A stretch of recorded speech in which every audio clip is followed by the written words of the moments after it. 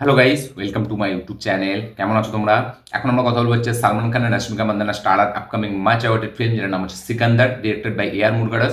সেই ফিল্মের কালকে অফিসিয়াল ট্রেলার রিলিজ হয়ে গেছে। এই ট্রেলারের লাইভ রিয়াকশন আমার হিন্দি চ্যানেলে আছে, লিঙ্ক ডিসক্রিপশনে দেওয়া আছে। অবশ্যই গিয়ে কমেন্ট লিঙ্কে গিয়ে অবশ্যই ভিডিওটা চেক আউট করুন অ্যান্ড চ্যানেলটা নতুন হলে চ্যানেলকে সাবস্ক্রাইব করে দেবেন। এখন আমরা কথা বলবো বাংলাতে যে এই ট্রেলারটি আমার কীরকম লাগলো, সিকান্দারের ট্রেলার, এবং ডিটেলিংয়ে কিছু কথা বলবো। হিন্দি ট্রেলারে আমি বলেছিলাম যে বাংলা যখন রিভিউ করবো তখন আমরা ডিটেলিংয়ে কথা বলবো। তো এখন সেটা ডিটেলিংয়ে কথা হবে। তার পাশাপাশি কথা হবে হচ্ছে নিতিন এবং শ্রীলীলা স্টারের আপকামিং মাচ অ্যাওয়ার্ডেড ফিল্ম, যেটার নাম হচ্ছে রবিনহুড, আমাদের ডিরেক্টেড বাই ভেঙ্কি কুডুমালা, যে এর আগে নিতিনকে নিয়ে ভীষ্মার মতো সিনেমা করেছে এবং নাগা সাউডা এবং রাশ্মিকাকে নিয়ে চালো বলে একটা সিনেমা করেছিল। তো সেই ডিরেক্টর মানে ভেঙ্কি কুডুমালার তার আপকামিং রিলিজ, যেটার নাম হচ্ছে রবিনহুড, তারও কালকে ট্রেলার বেরিয়ে গেছে। এই ফিল্মটাকে প্রডিউস করেছে হচ্ছে মাইথিলি মুভি মেকার্স। এর ট্রেলারটা কিরকম লাগলো সেটা নিয়ে কথা বলবো। বেসিক্যালি এই দুটো ট্রেলার নিয়ে কথা হবে। চলো ভিডিওটা শুরু করা যাক।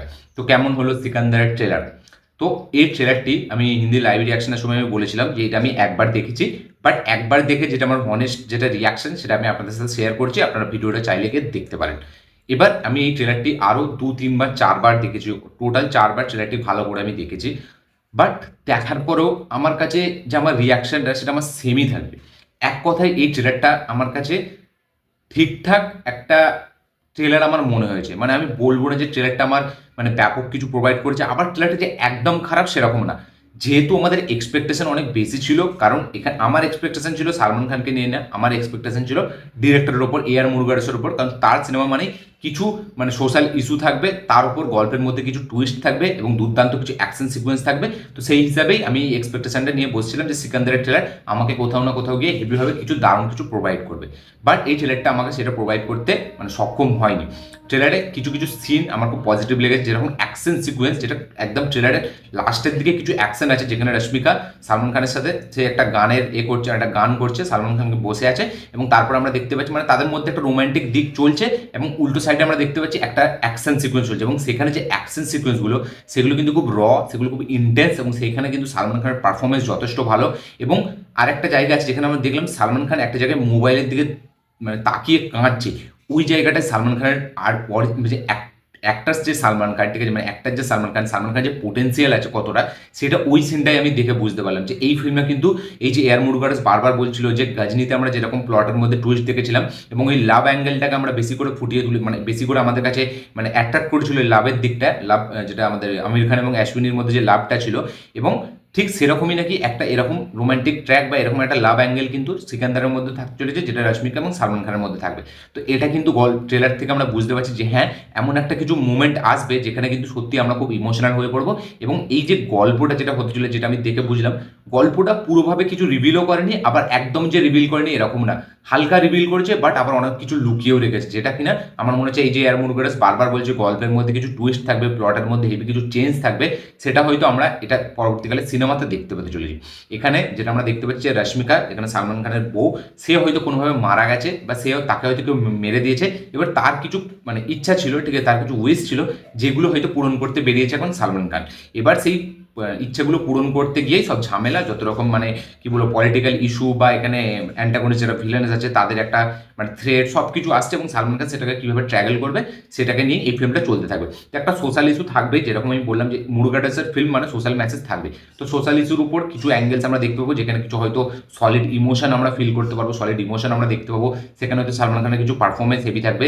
বাট এই ফিল্মে যেটা আমার সব থেকে নেগেটিভ লাগছে সালমান খানের লুকটা, আমি বারবার বলছিলাম যে সালমান খানের লুকটা না মানে এখন আমার যেন ঠিক হেভি লাগছে না। এবং এই লুকটার সাথে এই ফিল্মটা তার প্রত্যেকটা সিনে তার এক্সপ্রেশন এক লাগছে এবং তার ডায়লগ ডেলিভারিতে মনে হচ্ছে না সে জোর দিচ্ছে না, সে এফার্ট দিচ্ছে না। ডায়লগগুলো খুবই মানে কি বলে ক্যাজুয়ালি বলে দিচ্ছে। একটা সে যে একটা ইন্টারভিউতে বলেছিল যে আমি ওই কি একটা বোতলে চাপা না কি, যেটা খুব ভালো ভাইরাল হয়েছিল, যে আমি ওইভাবে বার করবো না, আমি আমার সোয়াগে বার করবো। বাট এখানেও যেন মনে হচ্ছে সে নিজের মতো যেরকম মনে করবে সেইভাবে সে ডায়লগ ডেলিভারি করবে। এখানে ডায়লগ ডেলিভারির মধ্যে কোনো সেরকম জোশ নেই। জওয়ানে যখন শাহরুখ খান মানে হাসছে বা একটা ওই যে কথা বলছে যে পেটে কেউ হাত লাগানো বলে, সেটা ফিল করতে পারছি আমরা। সেটার মধ্যে একটা অরা আছে, ঠিক আছে, মানে সেটার মধ্যে একটা সুপারস্টারের একটা মানে কি বলে সেরকম একটা আকর্ষণ আছে। বাট এইখানে কিন্তু সালমান খানের প্রত্যেকটা ডায়লগগুলো কিন্তু হেভি হেভি ডায়লগগুলো প্রত্যেকটা হেভি, যে আমি এতটা পপুলারিটি আছে যে সিএম আর পিএম না হতে পারলে ইমেলে হয়ে যাব। তারপরে যে আরও যেসব ডায়লগগুলো আছে, অনেক ডায়লগ আছে, সেগুলো ভালো, বাট দেখতে না সেগুলোকে কোথাওভাবে আমাদেরকে হেভির মনে হচ্ছে না। এবং এখানে মানে সালমান খানের যে কমেডি সেটাও অতটা মনে হচ্ছে না। প্লেনের মধ্যে যে ফাইট সিকোয়েন্স সেখানে হচ্ছে হাসছে, এবং ফাইটের মধ্যে ওই বললাম যেটা লাস্টের যে ফাইট সিকোয়েন্সগুলো সেইগুলোর মধ্যে সালমান খানের পারফরমেন্স খুব র মনে হচ্ছে, খুব সেখানে সিরিয়াস মনে হচ্ছে তাকে। বাট বাকি যেসব ফাইট সিকোয়েন্সগুলো আছে সেখানে সে খুব হাসছে এবং তার পারফরমেন্সটা খুব রুটিন মনে হচ্ছে। এবং ট্রেলারটা দেখার সময় না আমার সেই কিসিকা ভাই কিসিকা জানার কথা মনে করে গেল, যে একটা ফ্যামিলি আছে সেখানে সে যাচ্ছে, সেখানে তাদের উপর হয়তো থ্রেট আছে, তাকে বাঁচানোর জন্য সেখানে যাচ্ছে। তো এখানে কাজল আগারওয়ালের যে ফ্যামিলিটা, কাজল আগারওয়ালকে সে দেখতে গেছে, ঠিক আছে, মানে মেয়ে তার বিয়ে হবে হয়তো, সেই হিসাবে তাকে দেখতে গেছে। সেখানে সে বলছে যে তুমি যা পড়াশোনা করেছো আমাকে তোমার দরকার নেই, তোমার মানে চাকরিতে তোমাকে দরকার। তো এইসব ডায়লগগুলো ভালো, বাট সেখানে কোনো হেভিভাবে কিছু কাজ করছে না মুভমেন্টসগুলো।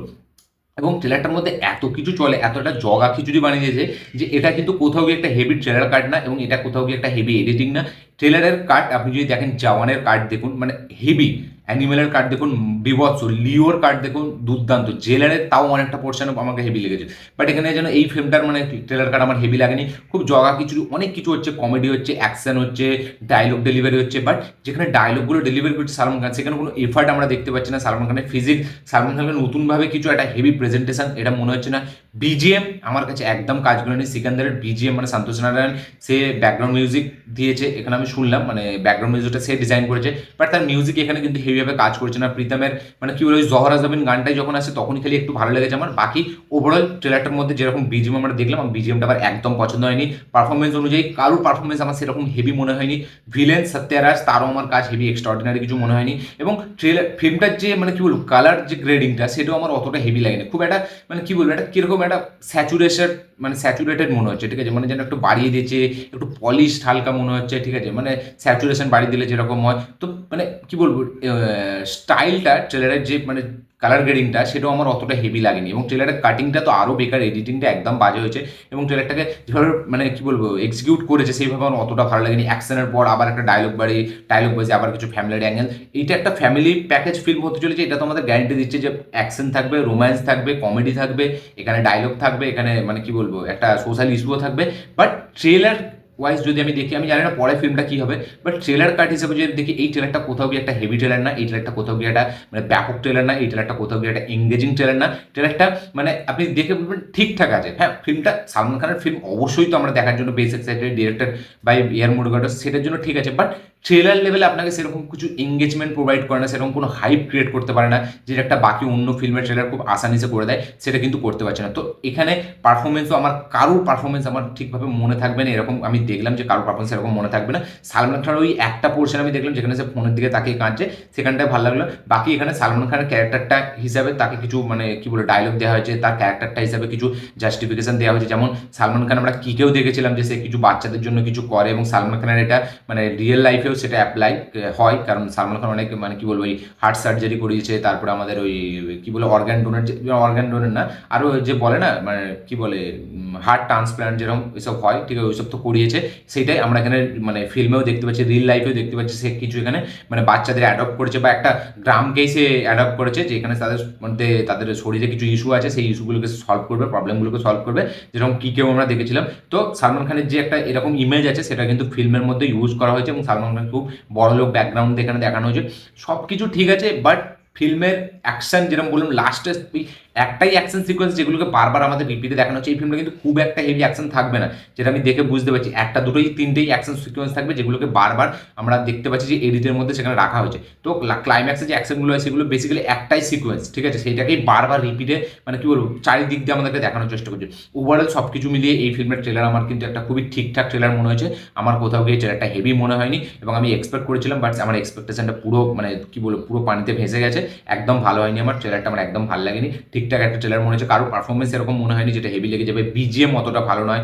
বাকি মানে ফিল্মের গল্পের মধ্যে সেরকম কিছু ইউনিকনেস আমি দেখতে পেলাম না, খুবই রুটিন একটা টেমপ্লেটের সাথে আসা একটা গল্প হতে চলেছে। তো এক কথা ট্রেলারটার মানে কি বলবো আমার কাছে একটা ঠিকঠাক ট্রেলার মনে হয়েছে।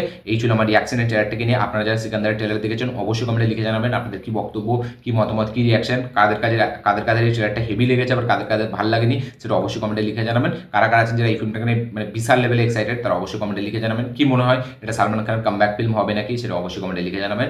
এটা ছিল সব থেকে সিকান্দার নিয়ে কথা। নেক্সট যেটা আমরা কথা বলবো সেটা হচ্ছে রবিনহুড স্টারিং নিতিন এবং শ্রীলীলা।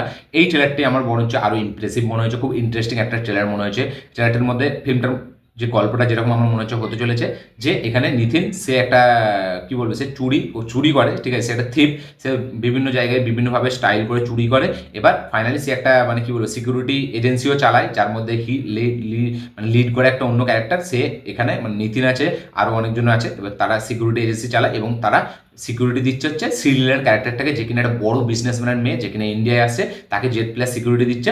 এবার ওই সিকিউরিটি দিচ্ছে এবং তার উপর হয়তো কোনো থ্রেড আছে শ্রীলীলার ওপর, যেই থ্রেডটাকে এবার ট্যাকেল করবে হচ্ছে রবিনহুডের ক্যারেক্টারটা, মানে হচ্ছে নিতিনের ক্যারেক্টারটা।